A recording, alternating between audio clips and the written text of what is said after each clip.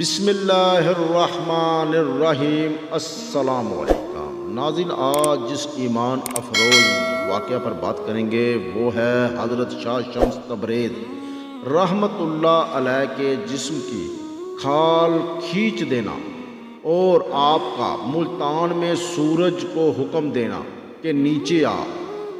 ناظرین، جو پچھلا واقعہ تھا حضرت شاہ شمس تبریز رحمت اللہ علیہ کا شاہ بغداد کے بیٹے کی وفات ہو جانا اور شاہ شمس تبریز کا اللہ کے حکم سے اس مردے کو زندہ کرنا، تو ناظرین یہ دونوں واقعہ مکمل سنیے گا، اس سے آپ کا ایمان تازہ ہوگا۔ تو ناظرین، جب حضرت شاہ شمس تبریز کی یہ بہت بڑی کرامت تھی کہ جب انہوں نے شاہ بغداد کے بیٹے کو اللہ کے حکم سے زندہ کیا تو یہی کرامت ان کے لیے وبال جان بن گئی۔ جب علماء بغداد کو حضرت شاہ شمس تبریز کی واپسی اور شہزادے کے زندہ ہونے کی خبر ملی تو وہ دوبارہ ایک نئے منصوبے کے ساتھ اس مرد قلندر کے خلاف اکٹھے ہو گئے اور کہا گیا کہ یہ شعبہ بازی ہے اور اسلام میں شعبہ بازی کی کوئی گنجائش نہیں۔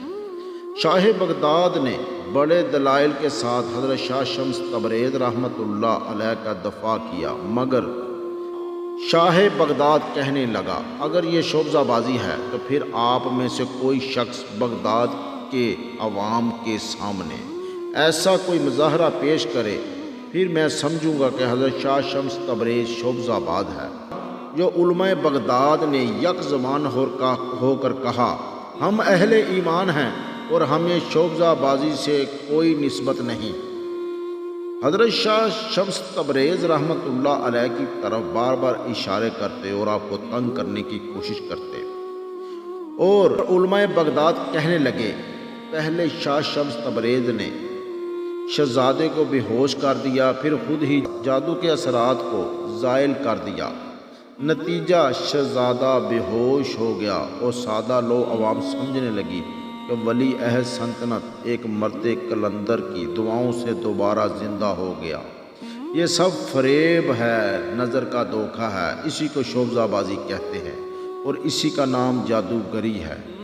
اگر وہ شخص اتنا ہی اللہ کے ہاں مقبول ہے تو پھر کسی قبرستان میں جا کر دعا کے لیے ہاتھ اٹھائے اور ان مردوں کو زندہ کر دے جو برسوں سے گہری نیند سو رہے ہیں۔ عجیب قسم کی فضا تھی۔ شاہ بغداد نے حضرت شاہ شمس تبریز کی بہت حمایت کی، مگر علماء بغداد یہی کہتے رہے وہ ایک جادوگر ہے اور اسلام میں جادو حرام ہے۔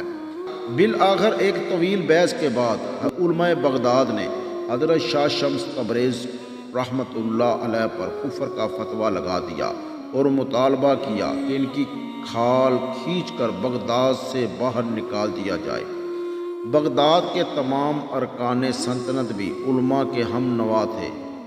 انجام کار بادشاہ کی مرضی کے خلاف بڑے مجمع میں حضرت شاہ شمس تبریز کی کھال کھینچ لی گئی اور اس حالت میں بغداد سے نکال دیا گیا کہ پورا جسم لہو لہان تھا۔ ولی عہد سلطنت شہزادہ محمد کو حضرت شاہ شمس تبریز سے بہت زیادہ عقیدت تھی۔ جب آپ شہر بدر ہوئے تو شہزادہ محمد بھی آپ کے ہمراہ تھا۔ رخصت ہوتے وقت اس نے اپنے آباء و اجداد کو اور سلطنت کو مخاطب کرتے ہوئے کہا شہزادہ محمد نے جس ملک میں حضرت شاہ شمس تبریز جیسے صاحب کمال کے ساتھ یہ سلوک کیا جائے وہ ایک لعنت کندہ ہے اور اس لعنت کندے میں سانس لینا بھی گناہ سمجھتا ہوں۔ یہ کہہ کر شہزادہ محمد حضرت شاہ شمس تبریز رحمت اللہ علیہ کے ساتھ بغداد کی حدود سے نکل گیا۔ بغداد سے نکل کر حضرت شاہ شمس تبریز نے ہندوستان کا رخ کیا اور طویل مسافت طے کر کے ملتان پہنچے اور پھر اسی تاریخی شہر میں سکونت پذیر ہو گئے۔ اس وقت مشہور بزرگ حضرت شیخ بہاؤالدین زکریا ملتانی رحمت اللہ علیہ حیات تھے۔ جب آپ کو حضرت شاہ شمس تبریز کی آمد کی اطلاع ملی تو شیخ نے ان کی خدمت میں دودھ کا پیالہ بھیجا۔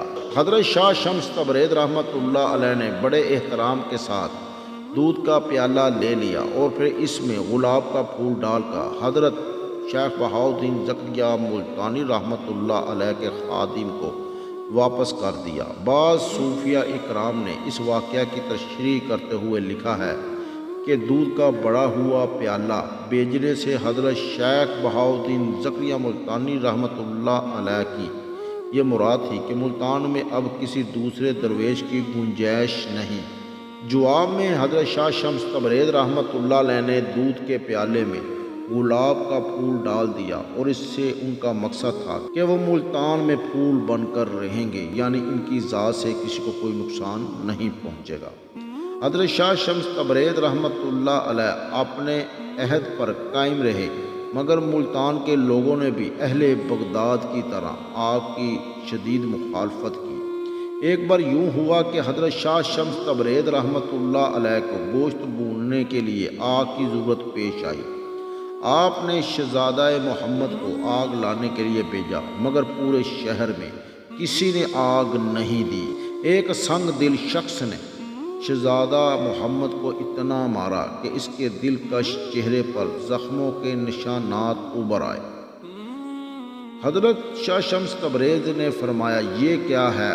شہزادے کی طرف دیکھتے ہوئے، تم تو آگ لینے گئے تھے۔ شہزادہ محمد نے پورا واقعہ سنایا تو حضرت شاہ شمس تبریز رحمۃ اللہ علیہ کو جلال آ گیا۔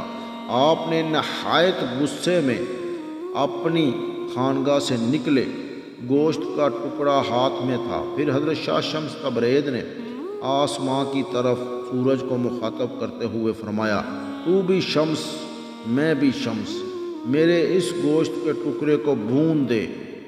اتنا کہنا تھا کہ یکا یک گرمی کی شدت میں اضافہ ہو گیا، اور پھر یہ گرمی اتنی بڑی کہ اہل ملتان چیخ اٹھے، در و دیوار جل رہے تھے اور پورا شہر آگ کی بھٹی بن کر رہ گیا تھا۔ کچھ باخبر لوگوں نے یہ صورتحال دیکھی تو حضرت شاہ شمس تبریز رحمۃ اللہ علیہ کی خدمت میں حاضر ہوئے اور عرض کرنے لگے، حضور کیا چند نادانوں کے جرم کی سزا پورے شہر کو دے ڈالیں گے؟ شاہ شمس تبریز رحمۃ اللہ نے فرمایا، یہ نادان نہیں، سفاک ہیں۔ حضرت شاہ شمس تبریز نے غضبناک لہجے میں فرمایا، آگ جیسی بے قیمت چیز نہیں دیکھ سکتے، میرے محبوب کے چہرے کو زخموں سے سجا دیا، آخر کیا جرم تھا اس کا؟ جانتے ہو اسے؟ یہ کون ہے؟ یہ بغداد کا شہزادہ ہے، میری خاطر دروازے دروازے بھیک مانگنے گیا، میں اس کے زخموں کو کیسے بھول سکتا ہوں جب سارے شہر کے جسم آبلوں سے نہیں بھر جائیں گے، اس وقت تک مجھے قرار نہیں آئے گا۔ اہل ملتان نے آپ سے عرض کی، یہ آپ کے مقام سے واقف نہیں، خدا کے لیے انہیں معاف فرما دیجیے۔ ملتان کے دانا لوگوں نے بار بار عرض کی، ہم اپنے ہم وطنوں کی سفارش کر رہے ہیں حضور، اور یہ بات آپ جیسے بزرگ کے شایان شان بھی نہیں۔ خیر، جب خدا کو درمیان میں لے آئے ہو تو معاف کیے دیتا ہوں۔ حضرت شاہ شمس تبریز نے مقامی لوگوں کی جماعت سے فرمایا اور پھر سورج سے مخاطب ہوئے اور فرمایا، اپنی حرارت کو کم کر دے، پتہ نہیں یہ لوگ روز معاشر کی گرمی کو کیسے برداشت کریں گے۔ یہ آپ کا فرمانا تھا کہ سورج کی حرارت واپس آ گئی۔ ناظرین، یہ تھا واقعہ حضرت شاہ شمس تبریز رحمۃ اللہ علیہ کا۔ اور ناظرین، پہلا واقعہ آپ نے سنا کہ کیسے شاہ بغداد کا جو بیٹا تھا وہ وفات پا جاتا ہے اور آپ کے معجزے سے وہ زندہ ہو جاتا ہے۔ اور ناظرین، یہ ایسا ایمان افروز واقعہ ہے، اور میں اور آپ ناظرین دنیا کے کنٹینٹ جو ہوتے ہیں وہ چیک کرتے ہیں، ویڈیوز دیکھتے ہیں، مگر ہمیں وہ چیزیں دیکھنی چاہیے جس سے ہمارے آباء و اجداد، صوفیہ اکرام اور صحابہ اکرام، اہل بیت اور پیغمبر علیہ السلام جن کے ہم ماننے والے ہیں، ہمیں چاہیے انہی کے مطابق اپنی زندگی بسر کریں۔ ہمیں اللہ رب العزت دنیا میں بھی عزت عطا فرمائے گا اور آخرت میں بھی۔ اس کے ساتھ اپنے میزبان شہباز حسن بٹی کو اجازت دیجیے۔ اللہ حافظ۔